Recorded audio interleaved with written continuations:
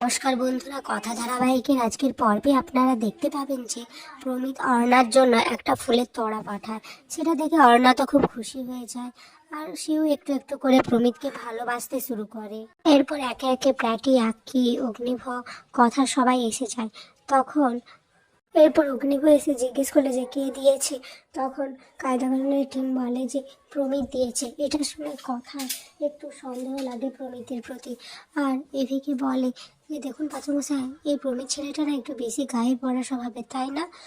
ও দেখায় এক আর ওর মনে আরেক। এটা শুনে অর্ণা তো একটু রেগে যায়। অর্ণা তো রেগে গিয়ে বলতে থাকে যে দেখো গোবর দেবী, তোমার সব কিছুতেই প্রবলেম, তাই না? তখন অগ্নিমা বলে অ্যানি, এসব কি কথাবার্তা, এখন তো সমস্ত সম্পর্ক ঠিক হয়ে গেছে। আর তাছাড়াও কথা তোদের বৌদি হয়, সম্মান দিয়ে কথা বল। এরপর এভিও বলে থাকে কথা কিন্তু একদম ঠিক কথাই বলেছে। এত সহজে সবাইকে এত বিশ্বাস করে নেওয়াটা আমাদের ঠিক নয়। আর এখন যা সব ঘটছে, এটা শুনে অ্যানি বলতে থাকে যে বিগ ব্রো, তুই কিন্তু এখন বদলে যাচ্ছিস, এই বদলটা আমার খুব চোখে পড়ছে। এরপর কাকাই বলতে থাকে এইসব কথা থাক, এসব নিয়ে যত বেশি আলোচনা করা হবে ততই ঝামেলা বাড়বে, বই কমবে না। এদিকে ছোটকা অনেকটা দূরে যে গুহু বাড়িতে বারবার ফোন করতে থাকে, কিন্তু কেউ তো ফোন রিসিভ করছে না। এইদিকে লেখা তো কর্তামার দাদুকে বলতে থাকে যে বাবা, ফোনটা এতবার বাজছে, ফোনটা রিসিভ করব। তখন কর্তা দাদু বলে যে না, ওই নিউজ পেপার থেকেই ফোনটা করছে আর আমাদেরকে বিব্রত করার চেষ্টা করছে, তাই ফোন ধরার দরকার নেই।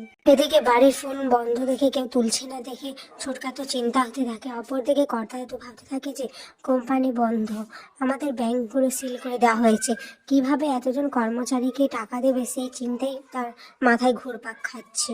তখন কর্তা দিদা কর্তাদুকে বলতে থাকে যে তুমি তো সব পারেই টাকা দিয়ে দাও সময় মতো, কিন্তু 1 মাস একটু দেরি হলে কিছু কি হবে? এটা শুনে কর্তা দাদু বলতে থাকে যে আমি আমার এত বছরের ব্যবসায়িক জীবনে কখনো এরকম করিনি, সব সময় মতো আমার কর্মচারীদের টাকা দিয়েছি, কিন্তু এখন এরকম যে হবে, এরকম পরিস্থিতি আসবে, আমি এটা কল্পনাও করতে পারিনি।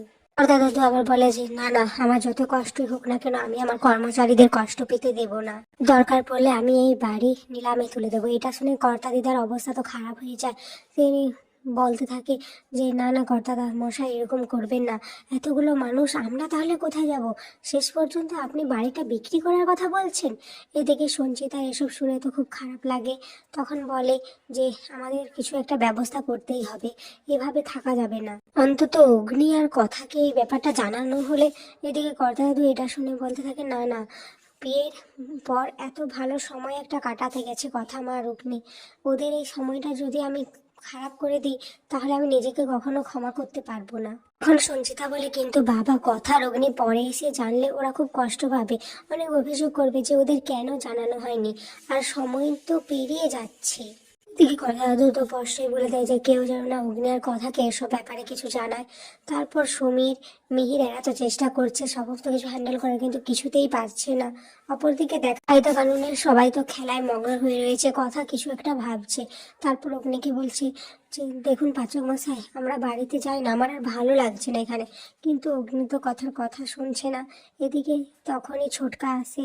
ছোটকা এসে অগ্নিকে বলে যে কথা, মনটা কিন্তু এমনি এমনি খারাপ হয়নি, গুয়াবাড়িতে কিছু না কিছু একটা হয়েছে। কারণ আমি বাড়িতে অনেকবার ফোন করেছিলাম, কিন্তু কেউই ফোন রিসিভ করছে না।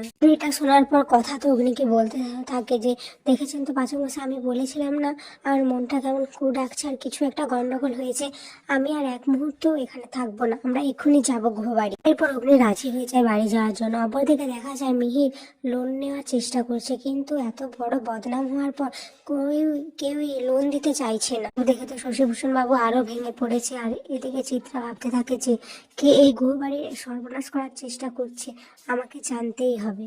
যেটা আমি পারিনি, জয়দেব বিশ্বাস পারেনি, প্রান্তিক পারেনি, সেটা কে করে দেখালো। এদিকে দেখা যায় কর্মচারীরা তো গুহবাড়ির উপর হামলা করতে থাকে। তারা বলতে থাকে যে এভাবে কাজ করা যায় না, আমরা আমাদের স্যালারি পাচ্ছি না। ইট পাটকেল ছুটতে থাকে সবাই। এদিকে শশীভূষণ বাবু তখন বাইরে এসে বলে যে দয়া করে আপনারা শান্ত হন, কেউ ভুল খবর ছড়াচ্ছে, এসব সত্যি না। কিন্তু কেউই তার কথা বিশ্বাস করে না। এদিকে কর্তা দাদু তখন ঠিক করে যে সেই বাড়িটাকে বিক্রি করে দেবে আর তার সমস্ত জোগাড় যন্ত্র শুরু করার কথা বলে। সেদিকে তো সবাই শুরু করতে লেগে যায় যে বাড়িটা নিলামে উঠবে। তখন চিত্রা অনেকভাবে চেষ্টা করে এই বাড়িটাকে নিলাম হওয়ার আটকাতে, কিন্তু সে কিছুই করতে পারে না।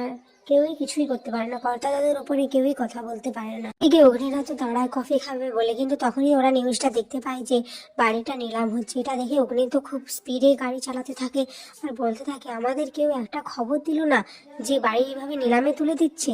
তারপরে কথা ভাবতে থাকে, মা আনন্দী তুমি রক্ষা কর। দেখে নিলামের দর তো উঠতে থাকে 10 কোটি থেকে। তারপর প্রমিত আর অগ্নির মধ্যে দেখা যায় হাড্ডাহাড্ডি লড়াই হচ্ছে। এখানে আজকের পর্বটি শেষ হয়ে যায়। ভিডিওটি ভালো লাগলে লাইক, কমেন্ট, শেয়ার এবং সাবস্ক্রাইব করে দেবেন।